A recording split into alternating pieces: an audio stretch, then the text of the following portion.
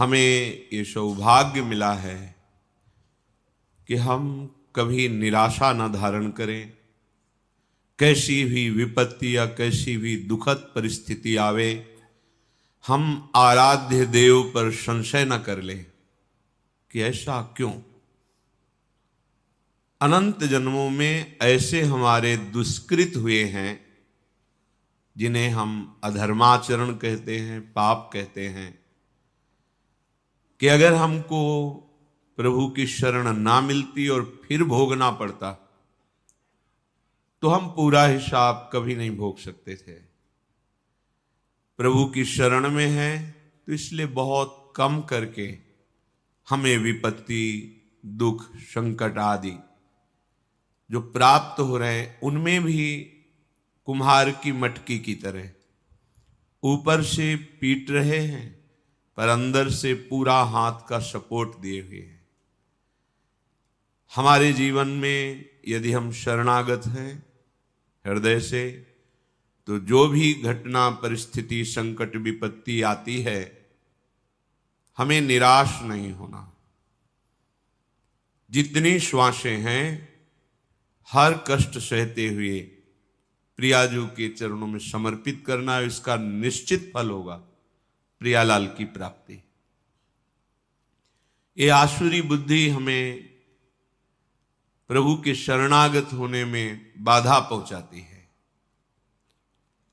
इसी से हमें निराशा मिलती है। जितनी मात्रा में आसुरी बुद्धि होती है उतना ही भगवत मार्ग में निराशा पैदा करती है। और जिनके संपूर्णतया आसुरी बुद्धि का ही प्रकाश होता है उनको तो मार्ग ही समझ में नहीं आता है। आनंद का मार्ग भी उन्हें महान क्लेश और अशांति का मार्ग लगता है। किसी विपत्ति घटना में बहुत बड़ा मंगल विधान प्रभु का छुपा होता है। बड़े बड़े भक्तों के जीवन चरित्रों को जब पढ़ा गया, सुना गया और समझने की चेष्टा उनके चरण कृपा प्रसाद से की गई तो यही समझ में आया है कि उद्देश्य की प्राप्ति के लिए अब दुख सुख की परवाह नहीं करनी।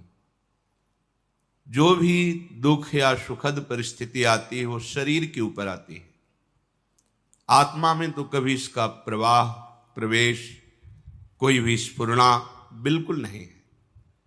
ना दुख का प्रवाह है, ना विपत्ति, संकट, अस्त्र शस्त्र, मार पीट, इनका प्रवेश ही नहीं है। वही हमारा स्वरूप है। ना जानने के कारण शरीराभिमान से युक्त होकर बहुत सी गलतियां हो गई। उन्हीं गलतियों का फल इस शरीर को भोगना पड़ता है। वही हमारे कर्म किसी की बुद्धि में बैठ करके हमें दंड देते हैं। यदि हमारा कर्म ऐसा नहीं है तो त्रिभुवन में सब ईश्वर से संचलित है। किसी की ताकत नहीं है कि कोई कुछ कर सके। कई बार सत्संग में सुनाया है कि एक बाल्यावस्था से भगवान शालिग्राम की आराधना करते हुए विरक्त मार्ग के पथिक बने और हर समय भजन परायण और भ्रमण करते थे। एक दिन वो गंगा किनारे शौच आदि क्रियाएं करके स्नान करने को जा ही रहे थे कि 90 लोगों ने भाला, लाठी, तलवार लिए हुए मारो मारो ऐसा कह के घेर लिया। तो संत थे, उन्होंने हाथ जोड़ा और कहा आप सब मार तो डालेंगे ही, यदि कृपा करें और हमें इतना समय दे दे कि हम स्नान करके अपने शालिग्राम भगवान को स्नान करा के चरणामृत ले लें, फिर आप आराम से मार देना। भगवान की इच्छा से वो रुक गए, स्नान किया, शालिग्राम भगवान का सांगोपांग स्नान आदि करा के पूजन किया, चरणामृत लिया और हृदय से प्रार्थना की, प्रभु इस जन्म में हमने तो कोई ऐसी गलती नहीं की जिसका ऐसा दंड मिले कि 90 लोग प्रहार करके मारेंगे। क्या इन 90 लोगों के मारने का रहस्य क्या है? सच्चे हृदय से प्रार्थना की तो भगवान उनके हृदय में स्फुरणा की और जैसे अपने को टीवी में दृश्य दिखाई देता है ऐसे दृश्य उनके सामने चलने लगा। उन्होंने 90 पुरुषों की हत्या की थी पूर्व जन्म में।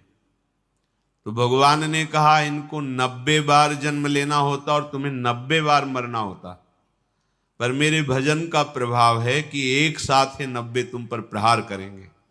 तुम मेरे ध्यान में निमग्न हो जाओ, शरीर छोड़कर अब तुम मेरे परम धाम को आओगे। भगवान ने हटाया नहीं, ये कृपा करी कि उसे 90 बार जन्म ना मरना नहीं पड़ा। एक बार में ही 90 लोगों ने प्रहार किया और शरीर तो नाशवान ही है, एक ना एक दिन सबका छूटना है। शरीर छूटा और भगवत धाम को गए। अब अगर बाहरी चेष्टा देख ली जाए तो बड़ी भयावनी लग रही है कि भगवान का भक्त और 90 लोगों का मिलकर प्रहार करना। भगवान बचा नहीं सकते थे क्या? भगवान ने बचा लिया। बार बार जन्म मरण के चक्र से बचा। शरीर तो एक बार छूटता ही है सबका। बड़े महान सत्यवादी भगवत भजन करने वाले प्रताप राय जी की बहन उनके समीप आई कि आपके बहनोई की दशा बिगड़ चुकी है, बहुत औषधियां दिलाई पर वो मरणासन स्थिति में है।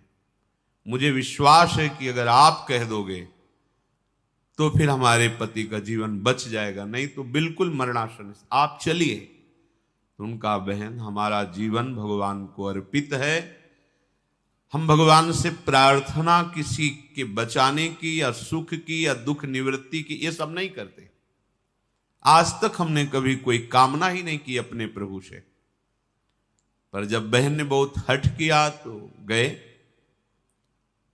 उनके बहनोई का सर गोद में रखा अपने, वो बहन के पति का, और माथा सहलाते हुए एकाग्र हुए भगवान से प्रार्थना की कि हे प्रभु करुणा करो, इनके कर्म संस्कारों को भस्म करके इनको जीवन दान दो। इतने एकाग्र थे कि उसी समय जो उनके पति थे वो बेहोशी अवस्था में थे। तो देखा कि भगवत पार्षद आए और उनसे कहने लगे कि अब तो हम तुम्हें नहीं प्रभु के पास ले जा पाएंगे, क्योंकि इतने महान भक्त ने संकल्प कर लिया है।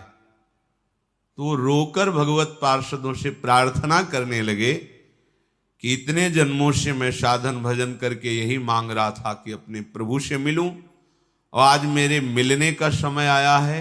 तो प्रताप राय भक्त होते हुए ऐसा कैसे कर सकते हैं कि भगवत मिलन में वो बाधा डाल दे? भगवत पार्षदों ने कहा भगवान अपने लाडले भक्त की इच्छा की पूर्ति निश्चित करते हैं, उनका नहीं नहीं ऐसा प्रताप राय नहीं कर सकते। और ये बात उनकी पत्नी ने भी और प्रताप राय ने भी ध्यान में देखा। तत्काल शुद्धि आई बाहर, उनका नहीं नहीं प्रभु बिल्कुल नहीं, इनकी बिल्कुल रक्षा नहीं करनी, बिल्कुल नहीं। भगवान से मिलन का अवसर आया है, अब बिल्कुल स्वस्थ करने की जरूरत नहीं। अब आप, ये बात बहन ने भी देखी, उन्होंने कहा हाँ बिल्कुल नहीं। अभी तक हम अज्ञान की धरा में चाह रही थी कि इनका शरीर स्वस्थ हो और ये मेरे पति हैं, मैं सुखपूर्वक जीवन व्यतीत करूं, पर आज मुझे पता चला कि भगवान का विधान बहुत जन्मों के बाद आज मिलन का हुआ है, तो हम अपने सुख के लिए इस भगवत मिलन में बाधा नहीं डालेंगे। अगर भगवान ना बताते तो कैसे कोई रहस्य समझ पाता? ऐसे ही अपने लोग हैं, अपने लोगों के ऊपर भगवत कृपा है। अब जो भी विधान हो रहा है भगवत कृपा से युक्त हो रहा है। कहो सो कहां जहां प्रभु नाही, कोई ऐसा स्थान नहीं जहां प्रभु ना हो। तो उनके होते हुए हमारे को जो शारीरिक दंड, जो वाचिक दंड, मानसिक दंड मिल रहा है, वो मुझे पवित्र करने के लिए मिल रहा है। अगर उस दंड विधान में शरीर भी छूट जाता है तो राधा राधा हमें श्री जी की प्राप्ति होगी। शरीर तो छूटना ही है, आज या कल छूटना ही है। निराशा या भक्ति मार्ग में उत्साहहीनता ये बिल्कुल ठीक नहीं है। कोई संशय प्रवृत्ति आ जाना कि अगर भगवान का भजन करते भगवान होते, तो ऐसा नहीं, बिल्कुल नहीं। बहुत कृपालु भगवान हैं, उनका जितना विधान है वो बड़ा कृपामय होता है। अपने को केवल प्रभु के चरणों में समर्पित करना, शेष बात वो देखेंगे। ऐसा कभी न सोचे कि भजन करने का फल है कि शरीर निरोग रहे, विपत्ति ना आवे, संकट ना आवे। ऐसा नहीं है। जो हमारे शरीर की रचना जिस कर्म से हुई है उसको वैसा ही भोगना पड़ेगा। भोगने की सामर्थ्य और उससे बेपरवाह होना, ये भजन का फल है। भोगने की सामर्थ्य और उससे बेपरवाह होना, ये भजन का फल है। और शुद्ध भजन का स्वरूप अपने प्रीतम के चिंतन में डूबे रहना है। आज या कल मृत्यु निश्चित है। इन सब बातों को लेकर हृदय में किसी भी तरह का प्रश्नवाचक चिन्ह शरणागति पर खड़ा कर देना, ये परमार्थ के लिए बहुत बड़ी बाधा होगी। भगवत कृपा हर समय हमारे हृदय में उल्लास पैदा करती रहती है। चलो आगे बढ़ो, पीछे हटने की, निराशा करने की कहीं कोई गुंजाइश नहीं। अमंगल नहीं है। यहां प्राण निकल जाना भी मंगल है। ये तो निकलेंगे ही, आज नहीं तो कल निकलेंगे। दुर्दशा तो होगी इस शरीर की, आज नहीं तो कल होगी। पर दुर्दशा होते होते हम ऐसी दशा को प्राप्त हो जाएं कि भगवद स्मरण न छूटे, प्रभु का चिंतन न छूटे। इस आसुरी बुद्धि का त्याग करें। इदमद्य मया लब्धमिमं प्राप्से मनोरथम, इदमस्ति इदमपि मे भविष्यति पुनर्धनम, असौ मया हतः शत्रुर हनिष्ये चापरानपि, ईश्वरोहमहं भोगी सिद्धोहम बलवान मुखी, आढ्यो विजनवानस्मि कोन्योस्ति सदृशो मया, यक्षये दास्यामि मोदिष्य इत्य ज्ञान विमोहिता। जो अज्ञान से युक्त हैं, जिनका ज्ञान ढका गया है, वो ऐसा सोचा करते हैं आज ये हमने लाभ प्राप्त कर लिया, कल मैं ऐसा भी लाभ प्राप्त करूंगा, ये कमाया वो कमाऊंगा, इतना धन एकत्रित हो गया, अब इतना और कर लूंगा और परम सुखी हो जाऊंगा। मैं एक शत्रु को परास्त कर दिया, अब उनको भी परास्त करूंगा, मैं शत्रु रहित हो जाऊंगा। मैं ईश्वर हूं, मैं स्वामी हूं, मेरे पास इतना धन है, इतना जन है, मैं इस तरह की जो आसुरी प्रवृत्ति है वो कभी भजन में नहीं लगने देती। धन का आश्रय, जन का आश्रय, विद्याभिमान, शरीराभिमान, मान सम्मान की प्रियता, सब आसुरी बुद्धि है। शरीर न्यौछावर कर दिया आप श्री जी के प्रति, अब जैसा चाहे वैसा करें। बड़े बड़े महापुरुषों के जीवन में बड़ी बड़ी विषम परिस्थितियां आती हैं। उपासक को घबराने की जरूरत नहीं। पूज्य श्री सनातन गोस्वामी जी निरंतर भजन में डूबे हुए महापुरुष, जब पुरी में महाप्रभु के समीप थे तो पूरे शरीर में ऐसे खुजली हुई, घाव हो गए, उनसे मवाद बनने लगा। और महाप्रभु जब देखते सनातन जी को तो हृदय से लगाते, उनके शरीर में वो लग जाता, बहुत क्लेश होता। उनका इससे अच्छा है शरीर छोड़ दे। कई बार महाप्रभु से प्रार्थना की, प्रभु इस अधम के शरीर को मत छो। प्रभु ने कहा, सनातन जब तुम्हें हृदय से लगाते हैं तो श्री कृष्ण प्रेम बढ़ता है, इसलिए मैं तो हृदय से लगाऊंगा। और सनातन जी को ये आंतरिक कष्ट होता कि महाप्रभु के निर्मल विग्रह में हमारे शरीर का ये, अब शरीर को ही नष्ट कर देते हैं। रथ यात्रा में जगन्नाथ भगवान की जो होती है, विचार किया वहां अपने शरीर को श्री ठाकुर जी के रथ के नीचे दबाकर पूर्ण कर देते हैं। महाप्रभु को उनकी मानसिक भाव का पता चला। महाप्रभु ने कहा, सनातन अभी शरीर तुम्हारा है, इस शरीर के रखने या छोड़ने का भी अधिकार तुमको है। उनका प्रभु ये तो आपको समर्पित। फिर आप ऐसा कैसे सोच सकते हैं?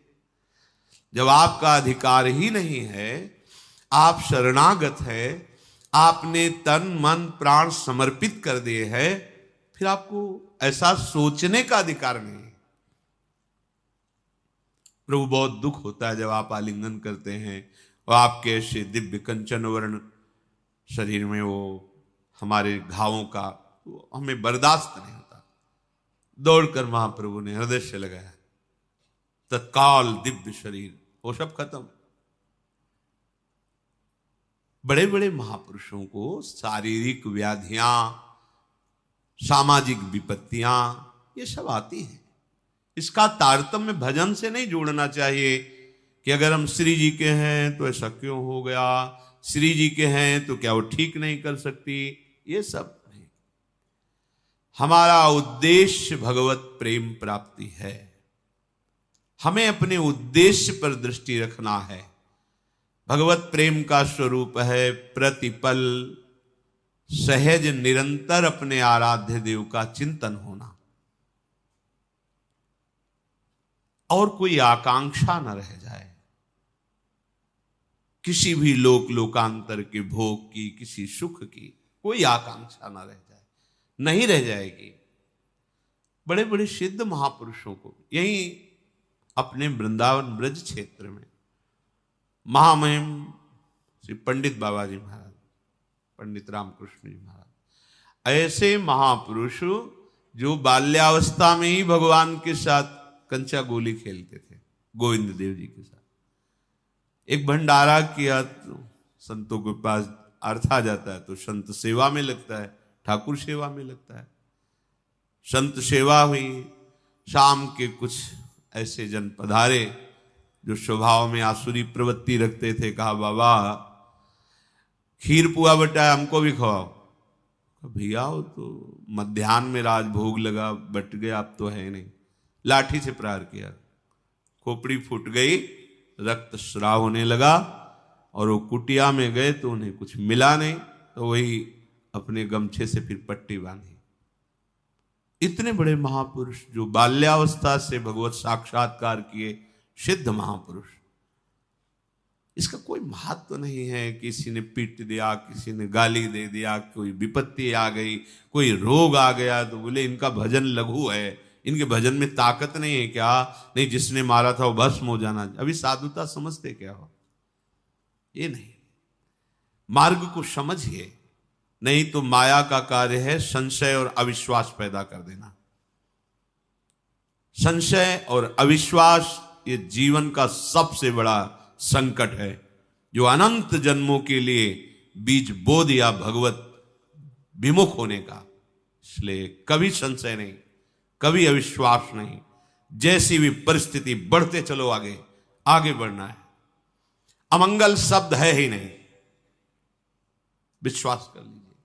कितने हम आपको चरित्र बताएं महापुरुषों के, जिनकी निरंतर भगवदाकार स्थिति है, ब्रह्माकार स्थिति। हमने उनके दर्शन किए।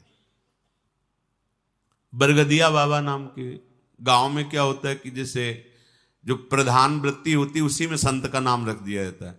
तो बरगद के वृक्ष के नीचे ही रहते थे, गंगा किनारे, तो उनको बरगदिया बाबा कहते थे। जैसे एक संत भगवान आजीवन केवल सतुआ ही पाए तो सतुआ बाबा उनको कह दिए। एक संत भगवान थे कि वो जो भी आवे कितना बड़ा करवा रखते थे, पंजीरी देते, उन पंजीरी बाबा कह दिए। संत लोग, संत जनों के नाम गांव के लोग अलग रख देते, गुरुजन नाम रखते वो अलग होता है। संतों बरगदिया बाबा उन्हें कहते थे। उनके पैर में जरा सा ऐसे खत हुआ, फिर सड़न शुरू हुई, पूरा पैर मवाद से। कोई भी जाता बाबा दवा, ऐसा नहीं, कीड़े पड़ गए। बाबा कीड़े पड़ गए हैं इनके। नहीं, उनका भी प्रारब्ध, खाने दो उनको। चेहरा प्रसन्न, हर समय ब्रह्माकार वृत्ति, शरीर से निष्प्रिय। ब्रह्माकार वृत्ति अर्थात साक्षात ब्रह्म रूप, और शरीर पैर में कीड़े पड़े हुए हैं। इसका तारतम्य भजन से नहीं जोड़ा जाता। यहां संत कॉलोनी में रहते थे, पूज्य स्वामी श्री महेशानंद गिरी जी महाराज काफी समय पहले ही पधार गए। बहुत ही ज्ञानी, समस्त शास्त्रों के और बहुत ही गंभीर और छुपे हुए महापुरुष, मलिन चद्दर लाल रंग का, ऐसे अवधूत। जब जाते बात करते तो ऐसा लगता जैसे अमृत पिला रहे हो, शास्त्रों की गूढ़ बातें, साधना की गूढ़ बातें। तो जो संतों की मंडली चलती रहती ना, सुबह देखो परिक्रमा मार्ग में, उसी मंडली में एक संत बड़े ही ऊंची स्थिति के, एक गशाहरी होती है या अंगुलियों के मोड़ में, जहां से वो फिर धीरे बहुत ही जलन पैदा करती है। 2-3 दिन मंडली में नहीं गए तो स्वामी जी महाराज उनके समीप गए, महेशानंद गिरी जी, और देखा उनका। स्वामी जी रामकृष्ण मिशन, चलो इसका ऑपरेशन। नहीं स्वामी जी 2-4 दिन में ठीक हो जाए। धीरे धीरे वो बढ़ी, फिर हाथ में 10 दिन बाद गए तो यहां तक हाथ ऐसे पीला मवाद से भरा। उनका स्वामी जी अब तो आपको चलना पड़ेगा, अब आपकी बात नहीं सुनेंगे, आपको चलना पड़ेगा। हाँ ठीक है, तो कल तक का समय दे दो, कल हम चलेंगे। हाँ स्वामी जी कल तो हम गाड़ी लेके आएंगे, रामकृष्ण मिशन आपको ले। कल जब गए तो आसन में से बैठे, निष्प्राण हो चुके थे, शरीर चला गया। महापुरुषों जो भगवत चरणारविंद में इतने तल्लीन हैं, वो चाहें तो नई सृष्टि कर सकते हैं। वो अपने अंगों की पीड़ा को नहीं मिटाया, क्योंकि जानते नाशवान शरीर, इसको भोग लेते हैं और प्रिया प्रीतम के समीप चलते हैं। ये संशय वृत्ति हृदय में बिल्कुल नहीं होनी चाहिए कि यदि भजन का फल सुख है तो इनको बुखार क्यों आ गया, भजन का फल सुख है तो इनका अंग भंग कैसे हो गया, भजन का फल भगवान रक्षा करते तो इनको गाली किसने दे दी, इनको पीठ किसने दिया। हमें सावधान रहना है, हमारी निष्ठा में परिवर्तन ना आने पावे, और चाहे जैसी परिस्थिति हो वो हमारे प्रभु से पास होके आ रही, पक्का समझ लीजिए। हमारे द्वारा कितने भयंकर पाप हुए तुम क्या जानो, तो मेरे कृपालु प्रभु आज कृपा करके उनको बहुत कम में भुगता करके अपने मार्ग में ले चल रहे। उनकी कृपा का पता नहीं। हम लोग अज्ञानी केवल वर्तमान को देख, हमने तो भजन किया, कभी कोई गलती की, गलतियों का खजाना जमा है तुम्हारा। आज उनकी कृपा से तुम भजन कर रहे हो। तो ये शरीर जब बना था तो उसका प्रारब्ध निश्चित हो गया था, इस अवस्था में इस दंड को तुम्हें भोगना है, तो दंड दे रहे हैं और उसके साथ दुलार कर रहे हैं, और हमारा अविनाशी मार्ग पुष्ट हो रहा है। कितनी बड़ी कृपा है। तो हम हर समय कृपा का अवलोकन करें, कभी किंचन मात्र भी प्रभु पे संशय न करें, उनके विधान में प्रश्नवाचक चिन्ह न लगा दें। ऐसा क्यों किया प्रभु, प्रभु क्या ऐसा नहीं कर सकते थे। निश्चित मानिए कोई भी शरणागत के ऊपर जो विधान हो रहा है वो प्रभु का बहुत सोचा समझा विधान है। यदि वो शरणागत है अंदर से, हम बाहर की बात नहीं कहते, बहुत संशोधन करके पास किया हुआ विधान है, और उसका फल भगवत प्राप्ति है।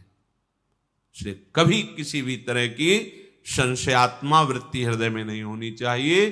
पूर्ण विश्वास के साथ ये प्राणों की बाजी लगाकर इस मार्ग में चला जाता है।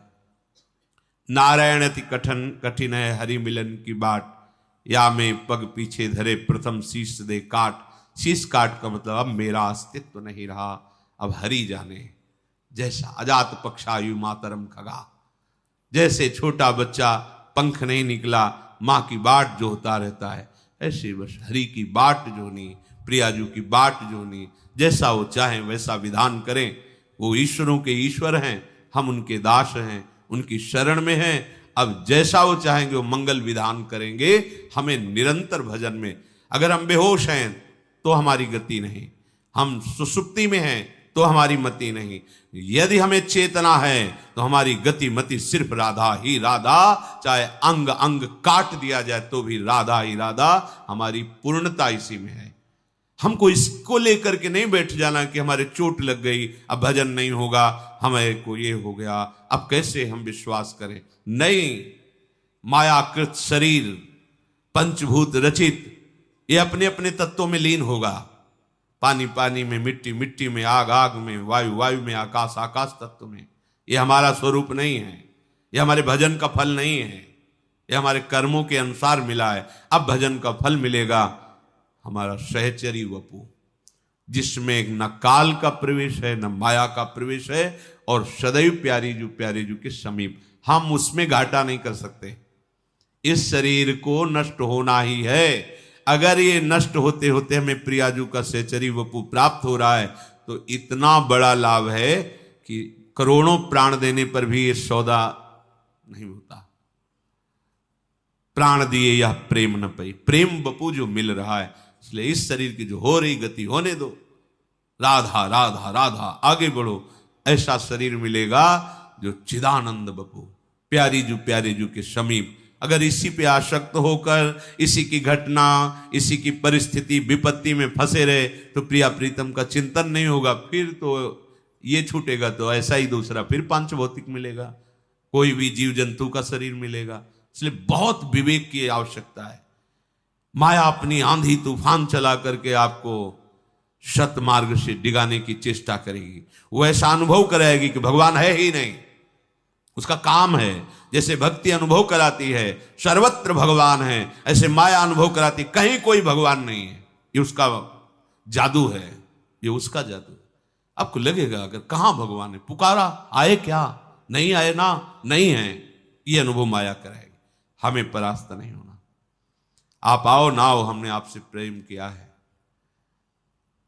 अपना जीवन दिया है। अब आप जैसा चाहो व्यवहार करो हमारे साथ, क्योंकि हमारा कुछ है ही नहीं, वो आपका है। आगे बढ़ो, बिल्कुल कहीं किंचन मात्र भी पीछे की तरफ कदम ना हो जाएं। सत्संग का यही फल है। हम जहां हैं इतनी दृढ़ता पूर्वक पैर रखें कि पीछे नहीं, बढ़ेंगे तो आगे बढ़ेंगे, नहीं तो खड़े खड़े पुकारते रहेंगे, आपको आना पड़ेगा। हमारे कदम बढ़ेंगे तो आगे बढ़ेंगे, अब पीछे नहीं।